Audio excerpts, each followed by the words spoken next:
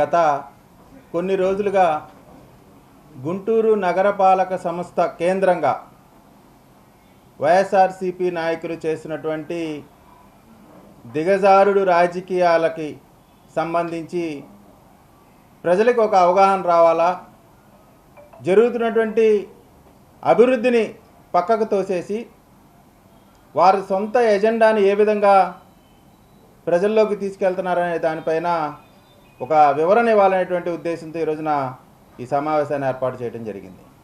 వాస్తవంగా అసలు జరిగిన వివాదం ఏమిటంటే, కౌన్సిల్ సమావేశంలో కమిషనర్ గారిని డిప్యూటీ మేయర్ అనుచిత వ్యాఖ్యలు. సహజంగా నాయకులు తిట్టుకుంటూ ఉంటారు, కార్పొరేటర్లు, ఎమ్మెల్యేలు, ఎమ్మెల్సీలు. దానికి భిన్నంగా డిప్యూటీ మేయర్ డైమండ్ బాబు కమిషనర్ని, ఒక ఐఏఎస్ ఆఫీసరు కమిషనర్ అనే కనీస గౌరవం లేకుండా అనుచిత వ్యాఖ్యలు చేయటం, దానిపైన మనసు నొచ్చుకొని ఆత్మాభిమానం దెబ్బతిన్నటువంటి కమిషనర్ గారు, అదేవిధంగా అధికారులు ఆ సమావేశాన్ని బాయ్కాట్ చేసి బయటకు వచ్చారు. ఆ జరిగినటువంటి ఆ దాడిని, ఆత్మగౌరవం పైన చేసినటువంటి దాడిని ఎదురు తిరగటం ఇష్టం లేని వైసీపీ నాయకులు, ఒక ఐఏఎస్ అధికారి, అది కూడా దళిత సామాజిక వర్గానికి సంబంధించిన అధికారి, ఆ అధికారి మాకు ఎదురు మాట్లాడతారా అనేటువంటి ఉద్దేశంతో ఆయన వ్యక్తిత్వ హననం చేసే కార్యక్రమం మొదలుపెట్టారు. అప్పటి వరకు బుడమేరు లేదు, స్కామ్ లేదు, ఏమీ లేదు. ఎప్పుడైతే వైసీపీకి సంబంధించిన డిప్యూటీ మేయర్ కమిషనర్ గారిని బూతులు తిట్టాడో, అగౌరవపరిచాడో, ఆ తెల్లారి నుంచి కమిషనర్ గారి వ్యక్తిత్వ హననంపై దాడి చేయటం స్టార్ట్ చేశారు.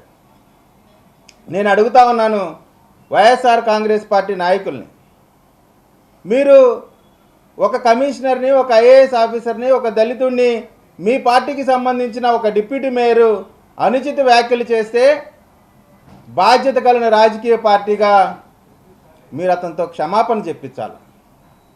ఇటువంటి తప్పు మరొకసారి జరగకూడదని అతనికి వార్నింగ్ ఇవ్వాలి.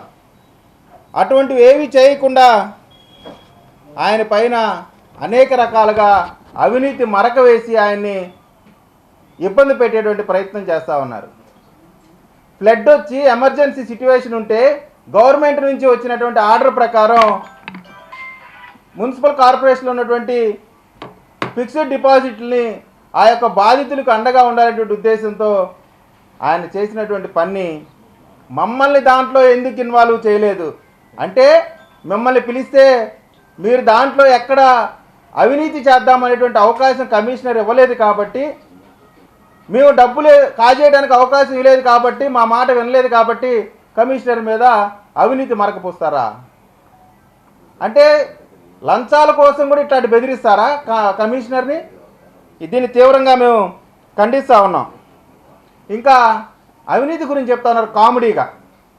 మలం పైన కూడా గుంటూరు నగరపాలక సంస్థ డిప్యూటీ మేయర్ టాయిలెట్ల దగ్గర వచ్చే డబ్బులు కూడా వదలకుండా దోచుకున్నటువంటి వీరు అవినీతి గురించి మాట్లాడుతూ ఉన్నారు.